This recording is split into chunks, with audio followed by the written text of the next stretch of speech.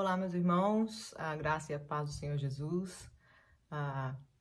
Estou muito honrada, privilegiada de poder estar aqui com vocês nesse momento para poder compartilhar um pouquinho desse que é o meu assunto favorito de todos os tempos. Falar sobre missões. Nós vamos estudar hoje a lição de número 12 da nossa revista e ela está abordando esse assunto. E é um prazer poder estar aqui com vocês compartilhando sobre isso. Vocês, a maioria talvez me conhece, sabe do meu histórico em missões, que de 89, há um tempão atrás, na minha juventude, de 89 até 96, eu servi de tempo integral em missões. Fiz parte de uma organização missionária chamada Jocum, Jovens com uma Missão. E durante esse tempo, em Jocum, eu trabalhei muito com evangelismo, missões urbanas, com evangelização, apoio a igrejas. Tive um tempo no Nordeste brasileiro, no Amazonas, umas 2 vezes, evangelizando populações ribeirinhas, participando de eventos evangelísticos. Tive a oportunidade de andar um pouco pelas Américas.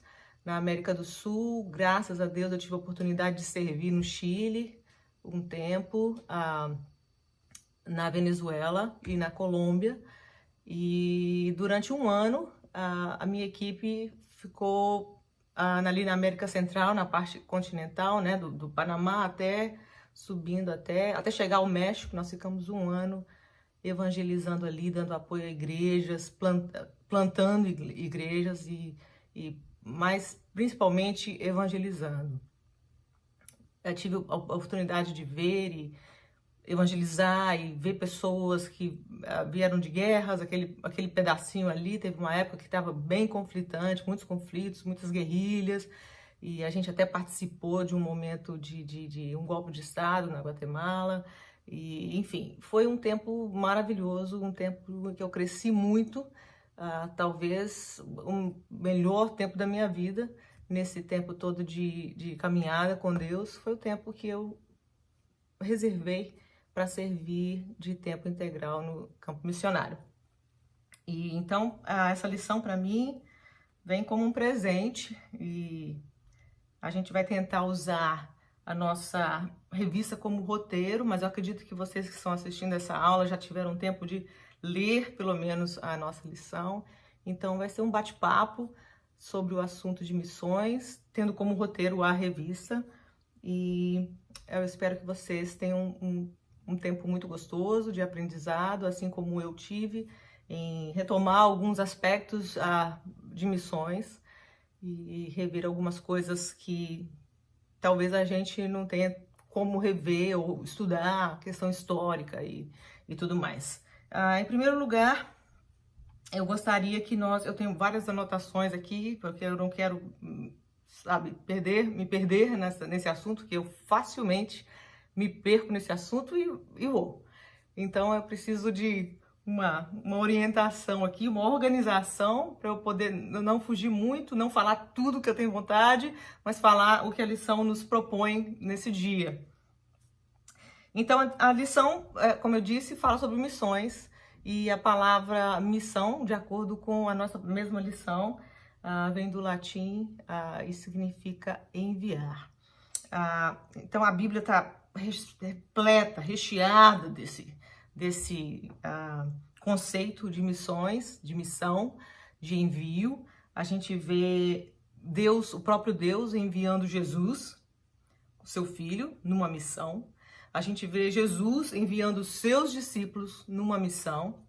A gente vê a igreja enviando a igreja que os apóstolos, né, os discípulos e então apóstolos formaram essas mesmas igrejas, enviando outros para alcançar, como a igreja de Antioquia enviou Paulo e Barnabé. Enfim, e hoje nós, como igreja, também temos essa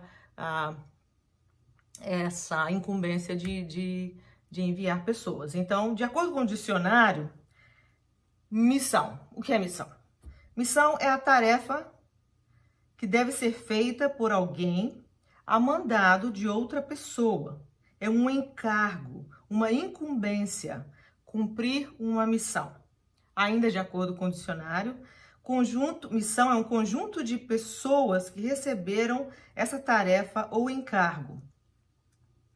Ou seja, é um conjunto de pessoas, é o que a gente chama hoje de uma organização missionária. Então, a gente pode chamar missão a incumbência em si, e missão, como eu disse, eu fiz parte de uma missão, Jovens com uma Missão, também o grupo de pessoas ou a organização missionária que facilita, né, que é o canal facilitador para que missões aconteçam, para que evangelização aconteça. É importante eu acho muito importante essa introdução da lição, que ela fala muito sobre quem somos, a nossa identidade e a nossa missão. Irmãos, quem somos em Cristo Jesus está intrinsecamente conectado, inseparavelmente conectado ao que devemos fazer, a nossa incumbência. Não tem como separar um cristão, a sua identidade, da sua missão. Não existe como separar isso. E eu gostei até desses textos que foram mencionados aqui na lição. Eu quero ler com vocês, talvez uns dois deles. O primeiro seria 1 Pedro 2,9, que diz o seguinte, Pedro falando: mas vós sois a geração eleita, o sacerdócio real, a nação santa, o povo adquirido, para que anuncieis as virtudes daquele que vos chamou das trevas para a sua maravilhosa luz. Clássico, tá aqui. Pedro falando, não tem como separar a identidade de raça eleita, de sacerdócio real, de nação santa, de povo adquirido, da nossa missão, que é anunciar as virtudes daquele que nos chamou. Então, a nossa identidade está realmente ligada à nossa missão. Não tem como separar isso. Então, a gente vê também em Mateus 5, de 13 até o 16, o próprio Jesus falando. Vós sois sal da terra. Se o sal for insípido, como se há de salgar?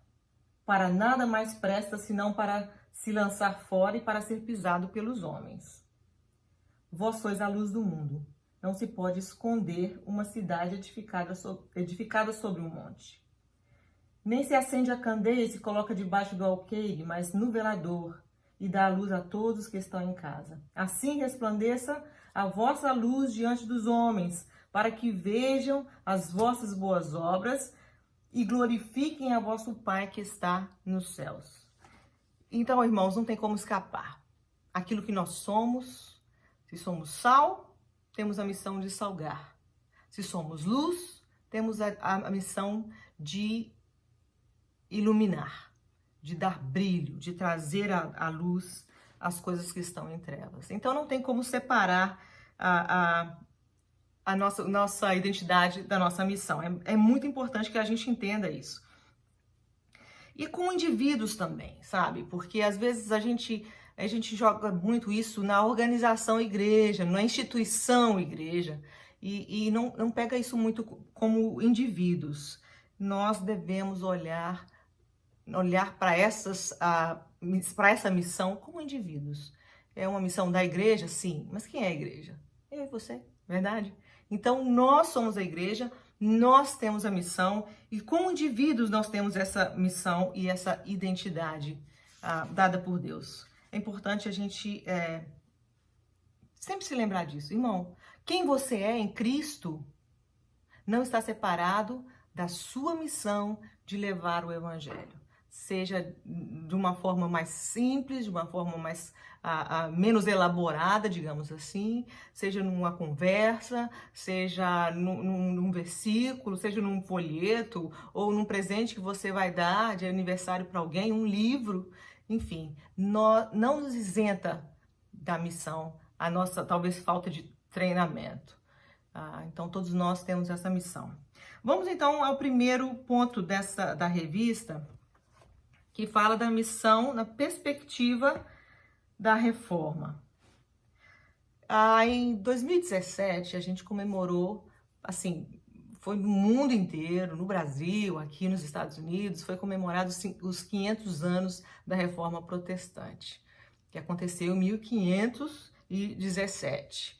A gente sabe que tem aqueles reformadores mais famosos que a gente conhece, Calvino, Lutero. A gente, então, comemorou com muito ênfase, com muita alegria, os 500 anos da Reforma. Os cristãos do século XVI, daquela época, na Reforma, ou pré-Reforma, eram cristãos que realmente eram perseguidos se eles falassem do Evangelho. Eles eram, talvez, presos e até mesmo mortos se eles ousassem falar do Evangelho naquela época. Então a Reforma veio de uma maneira tão maravilhosa, orquestrada por Deus, um avivamento tão grande que aconteceu. A Reforma trouxe um avivamento teológico para aquela época, trouxe um avivamento espiritual e trouxe um avivamento missionário. Indo um pouquinho mais atrás, no século IV, mais ou menos no século IV, a igreja, o movimento missionário, o movimento de pregação do evangelho que havia na igreja primitiva, com os apóstolos e com as igrejas que estavam sendo fundadas, enviando pessoas, pregando. No século IV aconteceu uma coisa terrível. Esse movimento praticamente parou. Então, do século IV até o século XVI, houve um silenciamento, um silêncio com relação à evangelização. Por quê? Porque na época o cristianismo passou a ser visto com bons olhos pelo império. E aí todo mundo queria ser cristão, todo mundo se dizia cristão na época. Por quê? Porque era até fácil arrumar um emprego, uma colocação, uma posição se você se declarasse cristão. Então naquela época virou febre, todo mundo era cristão. Todo mundo virou cristão. Então, não existia realmente uma necessidade visível de evangelização. Então, as pessoas se acomodaram, porque todo mundo se dizia cristão mesmo, vou pregar para quem? Né? Embora, claro, que houvessem evangelismos pontuais, mas não era uma coisa tão falada mais, era uma coisa que meio que deu uma esfriada, né? Naquela época. E naquela época da Reforma, então voltando ao século XVI, a Bíblia, ela não era acessível às pessoas. Os únicos que podiam ler a Bíblia, interpretar a Bíblia, eram os sacerdotes da Igreja Católica Romana. Eram os padres, os bispos, e era expressamente proibido que uma pessoa comum, um leigo, lesse a palavra de Deus. Então eles eram os detentores da palavra e eles não tinham nem como contestar nada, porque eles eram os únicos que podiam ler a palavra de Deus. Então a nossa revista mesmo fala que naquela época a Bíblia era traduzida em talvez menos de 10 línguas, porque não havia necessidade e não havia também a vontade da Igreja Católica Romana de que as pessoas tivessem acesso à palavra de Deus. Então, a Bíblia antes era só usada pelos sacerdotes, né? Era de uso exclusivo deles. As pessoas comuns nem pensar, não tinham acesso à Bíblia. Hoje, ao contrário, a Bíblia é traduzida em mais de 2.300 línguas. Há quem diz que é 2.300, 2.500, tanto a Bíblia inteira ou parcialmente traduzida, e a gente vê que tem muitos sendo, esse número está aumentando, porque a gente vê missionários trabalhando na tradução da Bíblia, ou parcial da Bíblia, para muitos povos hoje em dia. Então, hoje a Bíblia é traduzida. Mas isso por quê? Isso começou na Reforma, irmãos. Isso começou naquele grupo de pessoas. A gente vai mencionar Calvino, porque Calvino, ele deu uma ênfase tão grande à leitura da palavra de Deus. Naquela época, na sua cidade, na Suíça, em Genebra, ele reuniu pessoas e eles começaram a abrir tipografias clandestinas, onde eles faziam impressão da palavra de Deus às escondidas e depois divulgavam isso, ou davam partes dessa palavra de Deus às pessoas, para que as pessoas pudessem ter acesso àquilo que Deus já havia falado e que queria falar. Como é que a gente vai pregar se a gente não tem acesso à palavra de Deus? Ou como é que a gente vai aprender se a palavra de Deus não é chegada até nós, né? Então, a reforma foi um movimento super importante nesse sentido, no sentido de trazer a centralidade do evangelho. Então, aquela coisa de você ser cristão, que todo mundo também se perdeu aí, né? Porque a partir do momento que você conhece a palavra, você conhece o que se deve ser feito, então a fundamentação do que é ser cristão mudou, né? A ideia do que é ser cristão também mudou ali. Bom, alguns teólogos, alguns acadêmicos, estudiosos acreditam que o movimento da reforma, ele veio extinguiu a obra missionária transcultural. Isso como eu acabei de falar, é um erro tremendo. Não tem como... não foi isso que aconteceu. Na verdade, o que aconteceu foi um mal entendido aí. Existe um mal entendido ainda. O que aconteceu foi que os reformadores entenderam que era o fim do mandato apostólico, ou seja, que os apóstolos, ser apóstolos, apóstolo de Cristo, foi somente para os 12 e Paulo. Ou seja, que aquele mandato apostólico terminou ali no primeiro século. Então, não quer dizer que a pregação do evangelho deveria parar. E de acordo com os reformadores, o mandato missionário era para toda a igreja e para todas as gerações. A gente já viu, já comentei que Calvino promoveu a reprodução da Bíblia, imprimiu e distribuiu a palavra de Deus aos seus contemporâneos ali, aqueles que viviam em Genebra, começou ali.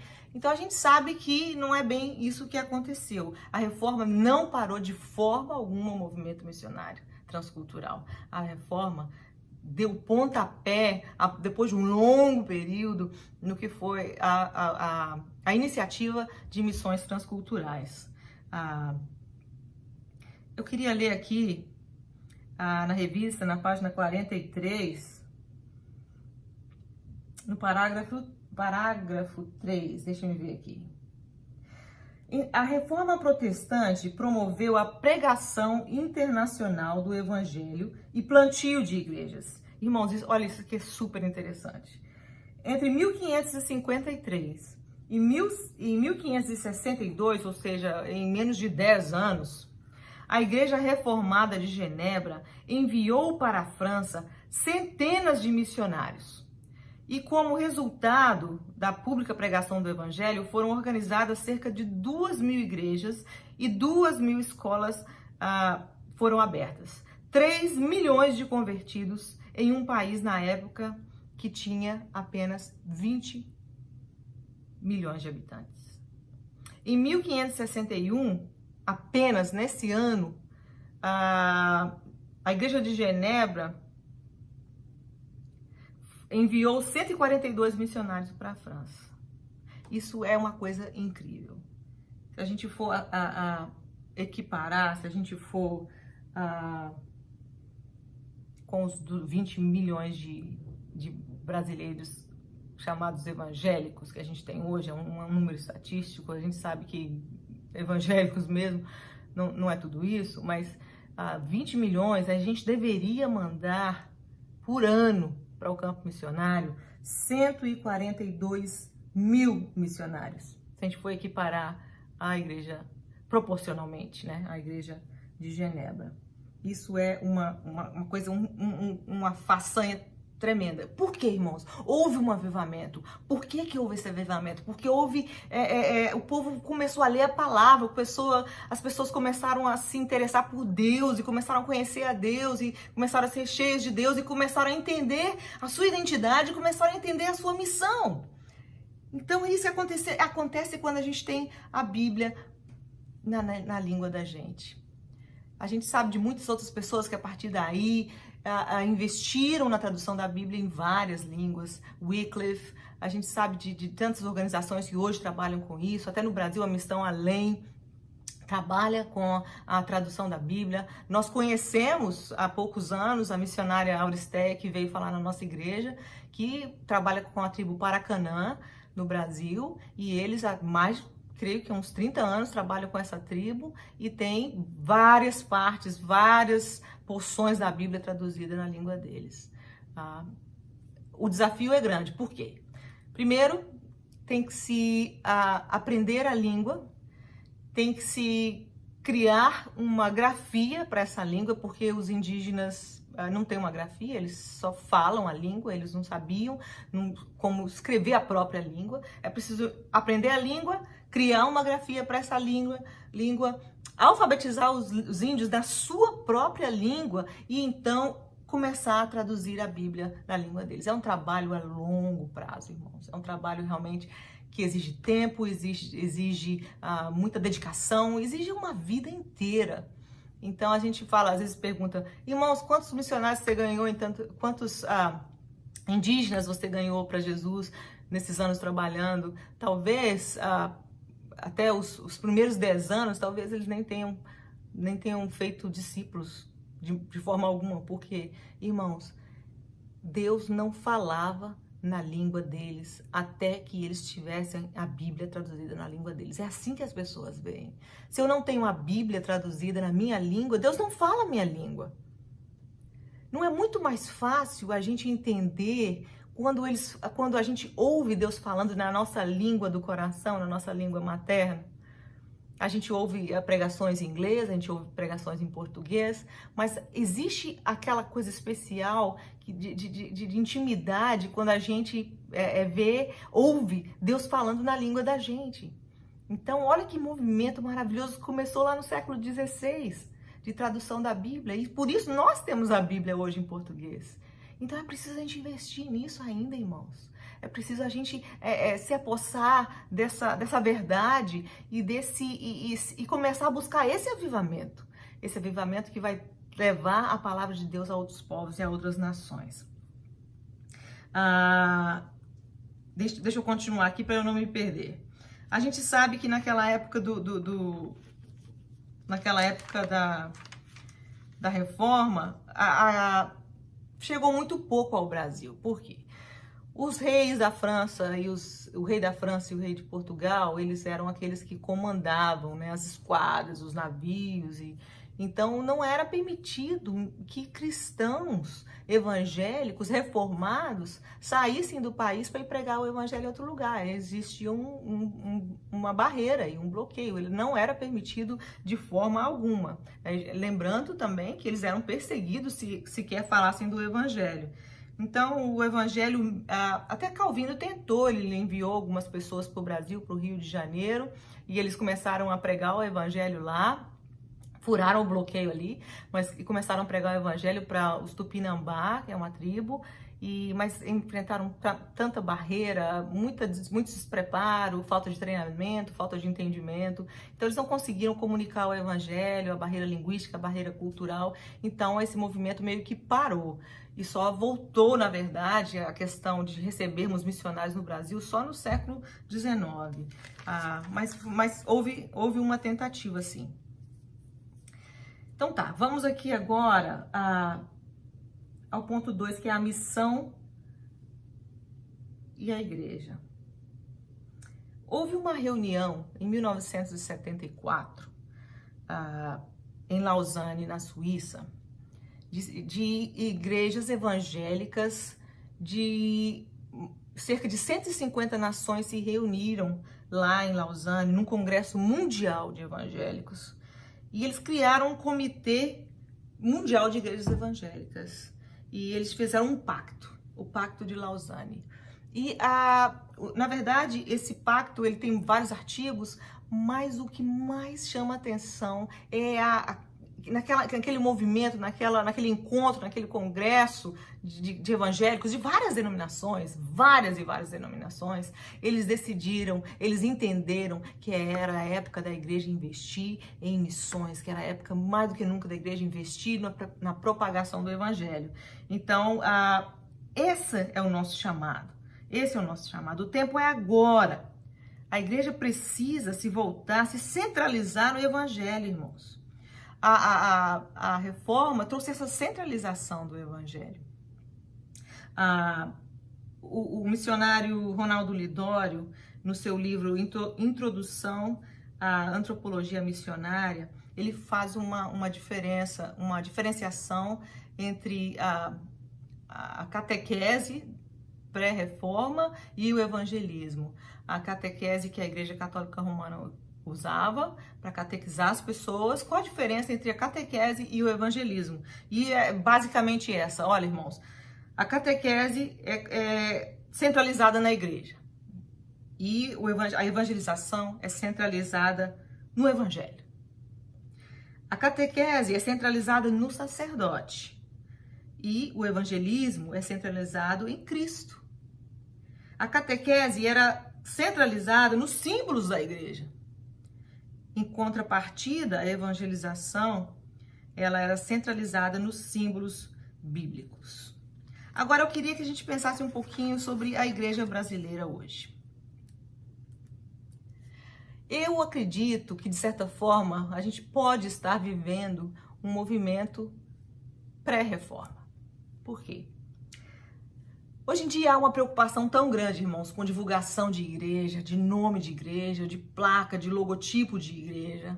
Os nossos líderes são superstars, né? Os pregadores são artistas hoje em dia, são superstars, eles são até mesmo adorados por muitos cristãos. Os símbolos que a gente encontra sendo divulgados são símbolos das igrejas. Não símbolos bíblicos, não símbolo do evangelho. Então, irmãos, será que estamos vivendo esse período pré-reforma? Nós precisamos resgatar a centralidade do evangelho. Eu estava assistindo a televisão esses dias, num canal brasileiro, e eu vi tantas propagandas dizendo: eu sou igreja fulana de tal, eu sou a igreja tal. E o logotipo, a logomarca ali. Eu sou a igreja fulana de tal, a igreja tal. Irmãos, será que a gente não está vivendo um momento pré-reforma? Como aconteceu antes da reforma? Muitas igrejas preocupadas com a sua própria divulgação, muitos pastores, muitos evangelistas, até mesmo missionários, disputando quem é melhor, quem aparece mais, quem tem mais influência, quem tem mais membros. A minha igreja tem X número de membros, a sua não. Será que a gente não está vivendo um pouco isso hoje? Um movimento que aconteceu antes da reforma? Eu acho que a gente está correndo esse risco de estar fazendo isso mesmo. Nós precisamos falar mais do evangelho do que nós falamos nas nossas igrejas. Nós precisamos exaltar mais o evangelho que nós exaltamos os nossos líderes. Nós nos encantamos mais, precisamos nos encantar mais com o evangelho, irmãos, do que nós nos encantamos com as nossas programações. Então a gente está se perdendo, sabe? Parece que a história está se repetindo, a gente está voltando, a gente está regredindo de certa forma, né? Então é preciso a gente prestar atenção nessas coisas, não só igrejas neopentecostais, irmãos. Igrejas, até mesmo com uma base sólida teológica, igrejas chamadas históricas, estão se encaminhando para esse tipo de coisa. A gente precisa voltar à centralidade do evangelho, a gente precisa desse avivamento baseado na palavra de Deus, na oração, na distribuição de bíblias, sabe? A missionária Lusa, que esteve na nossa igreja, ela faz um trabalho fantástico todos os anos, que ela distribui bíblias em umas cidadezinhas do interior do Rio Grande do Sul, onde não tem muito pouco ou quase nada ou nada de presença evangélica. A maioria são católicos, muita porta na cara, sabe? Mas também há muitas conversões. Existem pessoas que falam, eu sempre quis ter uma Bíblia, eu nunca tive. Será? Gente, isso é pré-reforma. É até inadmissível hoje que num Brasil com 200 milhões de evangélicos, existam pessoas que ainda nunca possuíram uma Bíblia, que não têm acesso à Bíblia. Isso é até ridículo, né? Então, será que nós estamos deixando esse encantamento com a palavra de Deus, irmãos? Enquanto pessoas e até mesmo a igreja? Eu quero ler aqui na revista o último parágrafo desse ponto 2. E ele fala, Paul Hibbert, ele fala, que foi, aqui diz a lição, provavelmente o mais influente antropólogo e missionário de nossa geração. Provavelmente eu conheço pessoas muito capazes, né, na nossa geração. Afirmou que o evangelho transforma o ser humano em 3 dimensões: suas convicções, comportamento e cosmovisão, que é a maneira com que a gente enxerga o mundo. Mas uma igreja transformada apenas em suas convicções, não em seu comportamento, torna-se nominal. Quando transformada em seu comportamento, mas não em suas convicções, torna-se legalista. E se transformada em suas convicções e comportamento, não em sua cosmovisão, torna-se infrutífera. Talvez sejam esses os maiores perigos da Igreja de Cristo na nossa geração. Então é preciso a gente transformar as nossas convicções, o nosso comportamento e a nossa visão do mundo. Então a gente precisa prestar bastante atenção nisso, no que tem acontecido hoje em dia, né?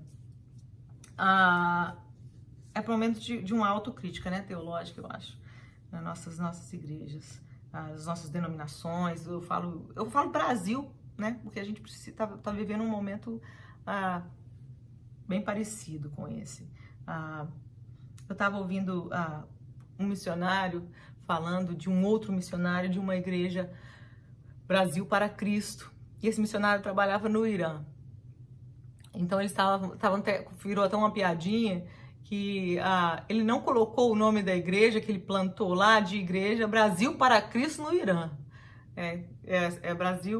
Irã para Cristo, né? Então às vezes a gente tem essa mania, as igrejas, as instituições missionárias, organizações missionárias, as igrejas têm a mania de querer plantar uma miniatura da sua igreja lá, né? É muito difícil, irmãos, a gente plantar uma miniatura da Igreja Presbiteriana de Boston lá em Guiné-Bissau, por exemplo.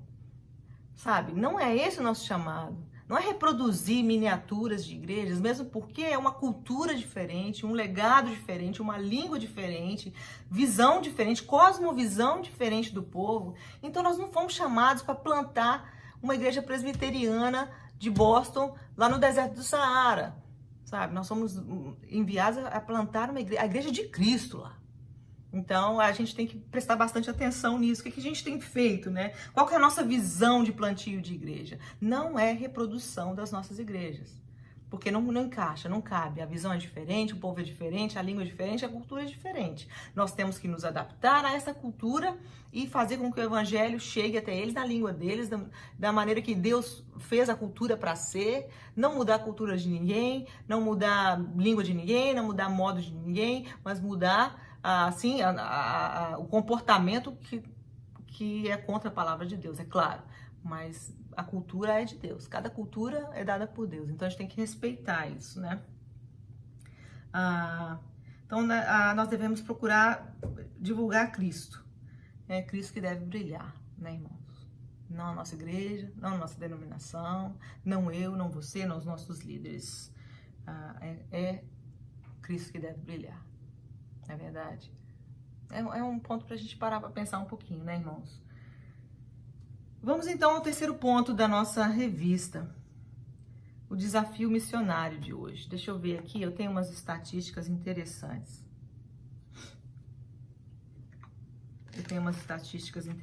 Aqui que eu queria compartilhar com vocês. Esses números, hoje em dia, são meio...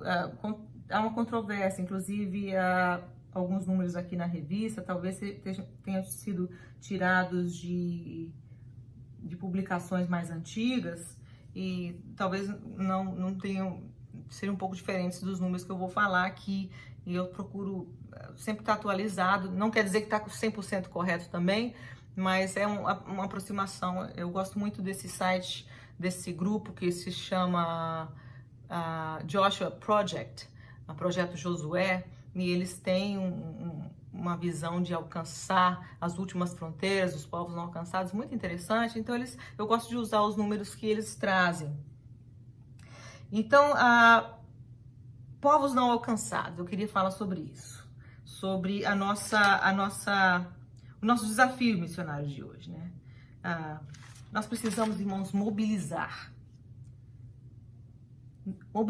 indivíduos, mobilizar igrejas, mobilizar comunidades inteiras para que a Bíblia chegue, para que a palavra de Deus chegue a esses povos considerados não alcançados. Quem são esses povos não alcançados? Os povos não alcançados são considerados não alcançados aqueles povos que têm menos de 2% de presença cristã no país. E a gente sabe que tem povos que não tem zero, tem nada de presença cristã entre eles. São 196, 193, né? Contando com Taiwan, que ainda a China não reconheceu como país, o Vaticano também, que é considerado um país, e a Palestina também, que não é considerado um país, mas são mais ou menos 193 a 196 países no mundo. A ONU reconhece 193. E desses 196 países, nesses países, existem, eu vou falar um número, esse número pode ser para mais ou para menos. Tem mais ou menos 17.423 povos distintos. O que é isso? Como é que a gente entende isso? O exemplo do Paquistão. O Paquistão é uma nação, é um país, certo? Mas dentro do Paquistão tem 400 nações ou povos diferentes. O país Paquistão tem uns 400 povos diferentes lá dentro, ou seja, com dialetos diferentes, culturas diferentes, línguas diferentes. A gente vê isso até mesmo no Brasil, né? Nós temos o país Brasil, mas temos vários povos vivendo no Brasil, com a sua própria cultura, com a sua própria identidade, com a sua própria língua, com seus próprios costumes, né? Então, de 193 países reconhecidos, 17.423 são povos existentes nesses países. E desses 7.402 são considerados não alcançados. A população mundial é de quase 8 bilhões. E a população não alcançada chega a 3,22 bilhões de pessoas, totalizando 41,6% de toda a população mundial é considerada não alcançada. Eu poderia destrinchar, mas isso seria assunto para uma aula de missiologia, uma aula de missões mesmo, assim, bem profunda. Irmãos, 41,6% de pessoas que existem no nosso globo ainda são considerados não alcançados. Muitos não têm uma Bíblia, muitos não têm presença evangélica, muitos não têm um missionário, muitos não têm absolutamente nada que se agarrar. Nada. Nada de Jesus. Nada que possa lembrar ou trazer uma semelhança à pessoa de Jesus. Irmãos, é um desafio muito grande. É um desafio muito grande. Nós precisamos investir nisso. Existe agora, mais do que nunca, esse momento que nós estamos vivendo, uma dificuldade muito grande por causa da pandemia. Então, a pandemia veio dificultar muito a evangelização mundial. Mas, irmãos, nós não podemos parar. Nós não podemos nos amedrontar por causa disso. Nós não podemos deixar de enviar missionários. Nós não podemos deixar de divulgar missões, sabe, as pessoas precisam saber dessa necessidade para se sentirem tocadas a irem. sabe? A gente precisa falar dessas coisas nas nossas igrejas, para os nossos adolescentes, para os nossos jovens, porque é preciso que mais pessoas vão. Sabe, a gente fala já, Maranata, hora vem, Senhor Jesus, mas o que a gente está fazendo realmente para apressar essa vinda de Jesus, para a gente poder pregar o evangelho a toda criatura? É preciso que a gente pare para pensar um pouco sobre isso. A gente deixe de lado o medo e comece a investir. E até, olha, talvez você que está me ouvindo, talvez eu esteja te chamando para ser um missionário de tempo integral. A outra face, né, que nós enfrentamos hoje de dificuldade seria a própria perseguição. Irmãos, tem países que estão matando cristãos todos os dias. Todos os dias. Se você professa a fé cristã, você é morto. Então tem gente querendo ir para lá ser missionário com medo de perseguição. Irmãos, vai chegar um tempo que todos nós seremos perseguidos. Se Deus não tiver misericórdia de levar a gente antes, todos nós vamos ser perseguidos. Então nós precisamos investir nisso, irmãos. Nós precisamos investir na pregação do evangelho, na mobilização de pessoas, sabe? Vamos mobilizar, vamos falar mais disso, sabe? Deus vai chamar pessoas. E nós temos que estar comprometidos também. Se Deus levantar pessoas na nossa igreja, na nossa comunidade, a gente está disposto a sustentar essas pessoas em oração, com as nossas finanças. Nós temos que estar sempre participantes diretos do que Deus está fazendo no mundo, irmãos. Deus nos chamou e nos deu uma identidade para que a gente cumprisse essa missão. A gente não está aqui a passeio neste mundo. A gente está aqui para fazer diferença. A gente está aqui para, sabe, para impactar mesmo as vidas das pessoas. E nós precisamos entender que não é uma função só da Igreja Presbiteriana de Boston, a instituição. Não, é sua, é minha, sabe? Eu não vou...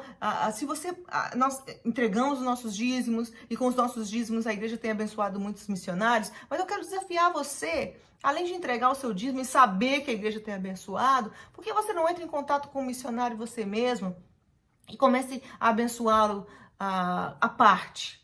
Comece a abençoar um missionário com ofertas, sabe? Faça um propósito diante de Deus de ofertar para um missionário, uma obra missionária, seja na África, seja na Ásia, seja em qualquer lugar, seja no Brasil. Faça esse propósito, sabe? Seja um participante direto, não indireto. Seja participante direto, procure saber notícias, sabe? Eu tenho tantos amigos, tantos contatos missionários pelo mundo afora. Se você quiser, eu passo para você algumas pessoas que você pode entrar em contato. Os próprios missionários que a igreja ajuda, peça ao departamento de missões o endereço, o e-mail desses missionários. Comece a conversar, comece a saber das dificuldades deles, comece a participar, sabe, da vida deles e comece a ajudar. Talvez você não possa ajudar nem financeiramente, mas você pode orar. Você tira um momento do seu dia para orar especificamente por aquele missionário, por aquela obra, por aquele trabalho naquele país X. Irmãos, somos chamados para participar. Todos nós somos participantes. Todos nós temos capacidade de participar de alguma forma. Então vamos participar, vamos fazer alguma coisa. Vamos investir financeiramente, vamos investir nosso tempo, vamos investir em falar mais de missões, em fazer mais programações voltadas para missões, porque essa é a nossa missão, irmãos. Nós não estamos aqui para ir ao culto, sermos abençoados e cheios apenas. Deus nos enche, Deus nos abençoa para que a gente encha outras pessoas, para que a gente abençoe outras pessoas. Então, a gente não precisa ficar engordando com as coisas que Deus está dando pra gente. A gente pode repartir, a gente pode compartilhar. Existem inúmeras maneiras de participar, irmãos. Se você quiser me procurar, a gente pode conversar. Existe um departamento de evangelismo na igreja, existe um departamento de missões na igreja. Você pode se envolver, até mesmo na sua vizinhança, na sua comunidade, sabe? Com seus amigos. Você pode ser um missionário. Você pode completar a missão, sabe, na sua vida pessoal. Então nós precisamos de uma reforma na nossa vida, né, irmãos? Nós precisamos de um avivamento. Não existe a base de missões, a base do movimento missionário da reforma foi um avivamento. um avivamento na palavra, na oração, que trouxe àqueles irmãos o entendimento da missão deles nessa terra, de que eles tinham que fazer. E por causa deles, gerações e gerações, até chegar até nós, fomos impactados. Então, por causa de você também, por causa do seu avivamento, por causa da sua busca, por causa do seu interesse, pessoas podem ser impactadas também com a palavra de Deus. O nosso tempo está terminando, eu não quero me delongar mais, mas é preciso que a gente ore. Aqui na aplicação da revista, no último parágrafo da aplicação, diz o seguinte: toda a Igreja de Cristo é chamada a orar, proclamar, investir, enviar e se envolver para que o Evangelho chegue em toda parte. Avalie seu envolvimento com missões e busque se envolver mais com essa obra. Então é isso. A gente falou muito de igrejas, a gente falou muito de organizações, mas eu quero chamar a responsabilidade para nós como indivíduos. Para você, irmão. Para você, minha irmã. Para mim. Sabe? A gente tem que realmente entender que Deus quer nos usar, que nós somos chamados e a gente pode participar. Ele quer que a gente participe.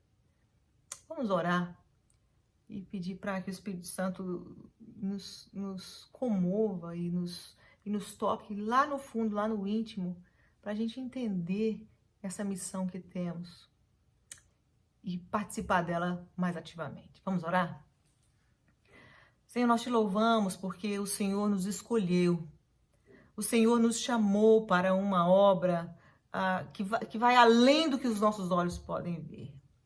Os reformadores, aqueles cristãos que participaram ali na tipografia, ali montando as letrinhas para imprimir porções da Bíblia, para distribuir, eles não tinham ideia do impacto que aquela uma hora, 2, 3 que eles gastavam nesse projeto iria surtir em gerações e gerações por vir.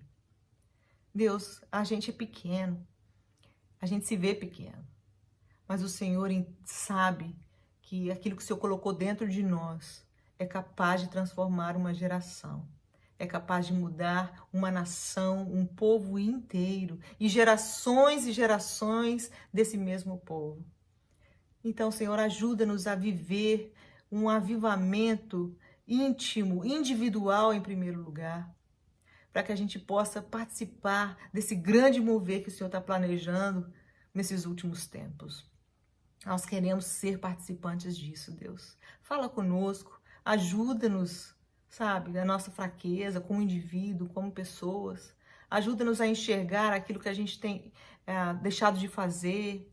Ajude-nos a enxergar os pontos que nós precisamos melhorar na nossa vida pessoal, na nossa vida íntima com o Senhor, para que a gente possa sentir essa urgência que é a pregação da palavra. A gente quer viver esse avivamento, Senhor. Então ajuda-nos a vivê-lo.